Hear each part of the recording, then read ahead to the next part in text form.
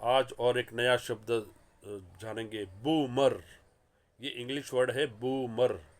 एक शब्द में आप बहुत बड़ी बातें आप प्रदर्शित कर सकते हो।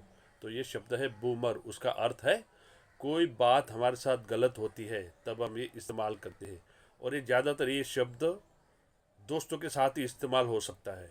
दोस्ती दोस्ती यारी में ही, या भाई बहन साथ, या कोई अपने ऐसे दोस्ती रिलेशन वाले जो होते हैं उन्हीं के साथ ये शब्द इस्तेमाल कर सकते हो, है ना। तो बूमर का मतलब है कोई चीज़ जब हमारे साथ गलत हो जाती है। मान लो कि चाबी घर भूल गया, तो कार में भूल गया, अरे यार मैं तो चाबी घर में भूल गया, या क्या बड़ा बूमर हो गया यार, बहुत बड़ा बूमर हो गया। अरे आज तो गेम कैंसिल हो गई यार, बहुत बड़ा बूमर हो गया। It's a boomer that the game got cancelled. What a boomer that I lost my keys. यार मैं तो चाबी भूल गया, बहुत बड़ा बूमर हो गया यार। The rain is real boomer. यार ये रेन तो बहुत बड़ा बूमर है यार। तो बूमर का मतलब हमारे साथ कोई गलत होता है ना, कोई अप्रिय घटना होती है दोस्ती यारी में।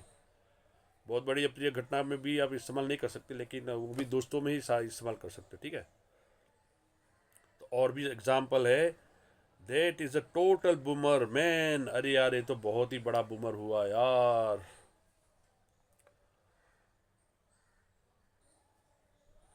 ओ no, oh no, what a boomer. अरे नहीं यार, ये तो बहुत बड़ा बूमर हो गया। Such a boomer about the rain. That news is a real boomer. अरे यार वो खबर तो बहुत बड़ी बूमर है यार, बहुत बड़ी बूमर है। कोई गलत न्यूज मिलता है तो, है ना। It is a boomer the show is over. अरे यार शो खत्म हो गया यार, बहुत बड़ा बूमर हो गया। What a boomer I missed it. अरे यार क्या बूमर हो गया यार, मैं छूट गया यार, छूट गई यार, वो ट्रेन छूट गई यार, क्या बूमर हो गया। तो ये बूमर आप इस तरह इस्तेमाल कर सकते हो, है ना। है बहुत सारे एग्जाम्पल है, लेकिन मैं आप छोटे छोटे दिखा रहा हूँ क्योंकि आगे और भी दूसरा शब्द दिखाऊंगा, है ना। तो इसकी प्रैक्टिस करते रहिए। ये ज़्यादातर पढ़े लिखे लोग होते हैं और इंग्लिश बोलना नहीं बोल नहीं सकते दोस्ती यारी में।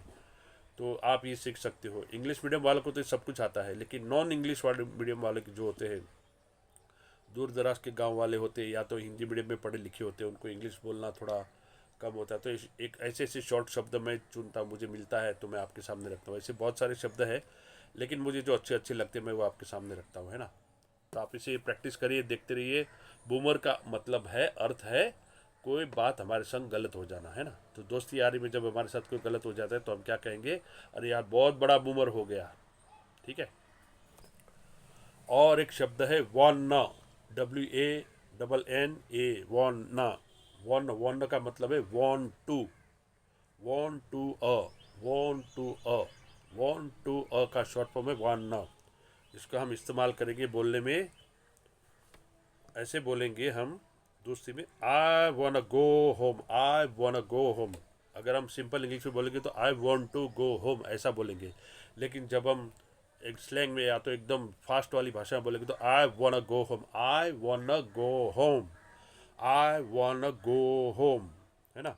तो I want to go home के बदले आई वॉन्ट गो होम बोलेंगे तो आपका काम आसान हो जाएगा।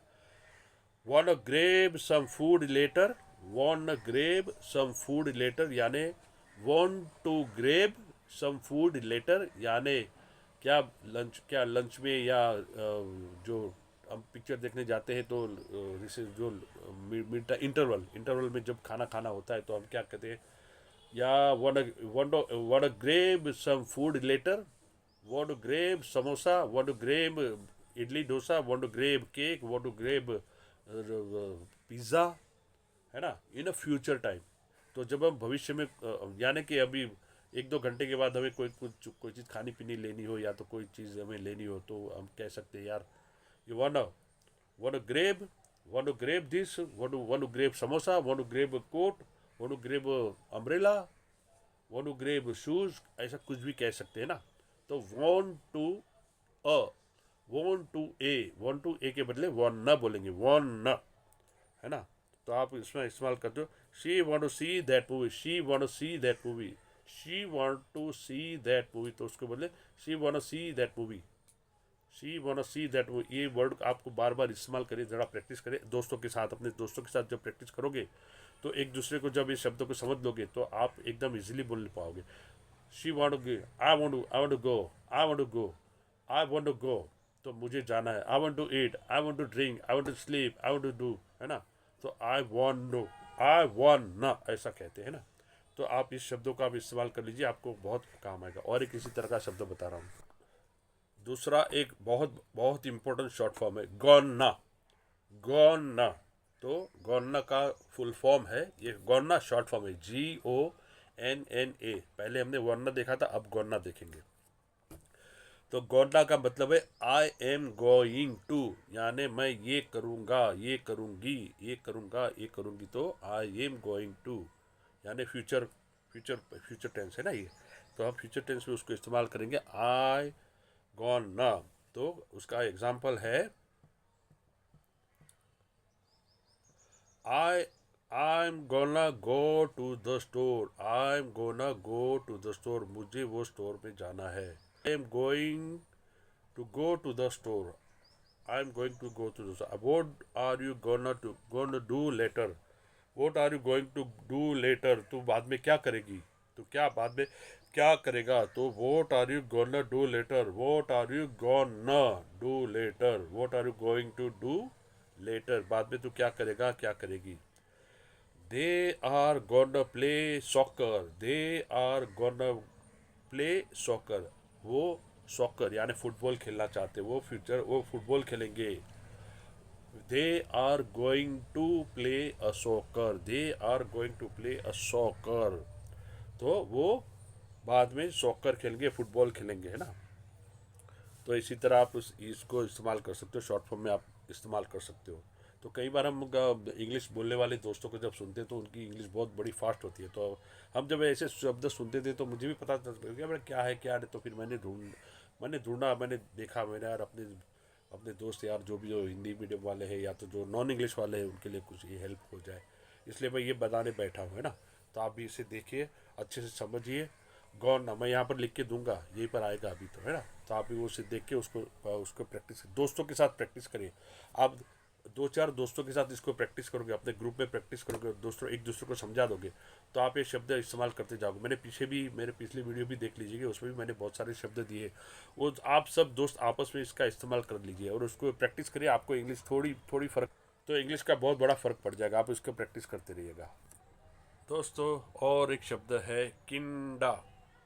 किंडा, ये भी एक शॉर्ट फॉर्म में बहुत ही बढ़िया शब्द, आप इसे लिख लीजिए। और ये तीनों चारों शब्द आज मैंने बताया उसको आप अच्छे से प्रैक्टिस करिए दोस्तों के साथ, देखो आपका इंग्लिश बहुत अच्छा हो जाएगा।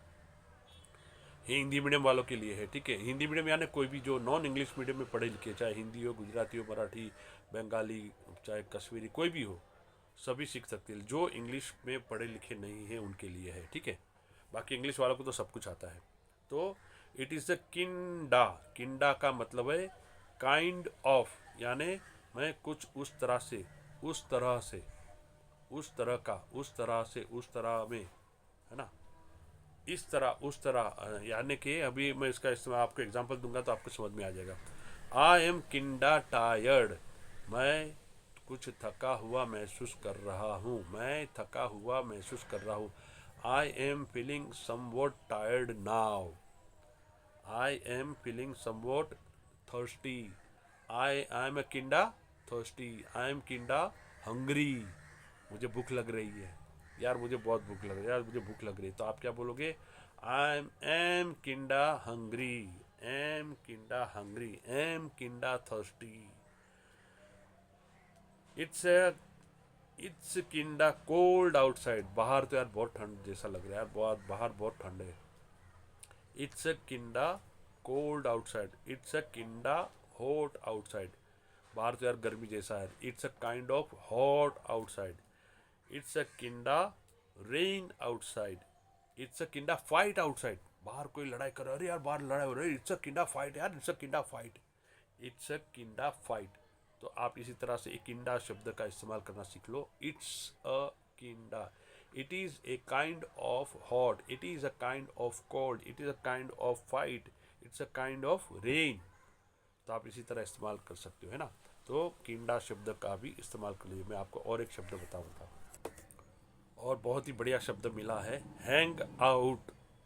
Hang out, hang out, hang out का मतलब या थोड़ा सा क्या समय, थोड़ा समय स्पेंड करना है, दोस्तों के साथ मिलना जुलना, कहीं बैठना, कहीं बातचीत करना, है ना। तो दोस्तों के साथ, एक खास दोस्तों के लिए ही होता है, बस दोस्तों के लिए भी होता है, या तो जो दोस्ती रिलेशन वाले होते हैं, बड़े जो हमारे सीनियर होते हैं उनके साथ भी हम कह सकते हैं, लेकिन दोस्ताना रिलेशन चाहिए, इसके लिए ये शब्द, मैंने जो भी सारे शब्द बताए वो सारे दोस्ताना इस्तेमाल के लिए ही होते हैं, ठीक है। तो जिनके साथ हम दोस्ताना इस्तेमाल करें उनके साथ ही तो हम ऐसी बोलचाल की भाषा इस्तेमाल करेंगे। तो हैंग आउट का मतलब है समय व्यतीत करेंगे, है ना। समय व्यतीत करेंगे, समय व्यतीत करना, हैंग आउट का मतलब समय व्यतीत करना। तो जब इसका एग्जाम्पल देखेंगे तो हमें समझ में आ जाएगा। Let us hang out later, let's hang out later, let's hang out later, चलो बाद में मिलते हैं, है ना, बाद में मिलते हैं। आई am just hanging out at home, यार मैं घर पे रिलैक्स कर रहा हूँ, मैं घर पे मैं आराम कर रहा हूँ, मैं घर पे बस मज़े कर रहा हूँ, मैं घर पे आराम कर रहा हूँ, मज़े कर रहा हूँ, कुछ भी कर रही हूँ, लेकिन घर पे हूँ मैं घर पे।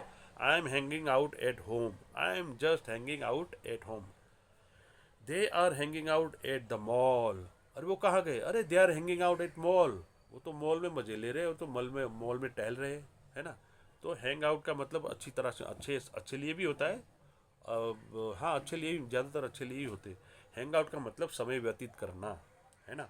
तो आप ये हैंग आउट का शब्द भी आप लिख लीजिए और उसको सारे दोस्तों में आपस में इसका इस्तेमाल कीजिए। I am hanging out at home, they are hanging out at mall, they are hanging out at talkies, watching movies, है ना, दे आर एंजॉइंग मूवीज़, है ना। तो हैंगिंग आउट का आप इस तरह इस्तेमाल कर लीजिए। हैंग आउट का मतलब समय व्यतीत करना। वन हैंग आउट लेटर, क्या बाद में मिलोगे। One hang out later, one hang out later dude, क्या बाद में मिलोगे। और दूसरा है let's hang out at my place, चलो मेरे घर पे हम मज़े करते हैं। हैंग आउट मतलब समय व्यतीत, मेरे घर पे समय व्यतीत कर, let's hang out at my place.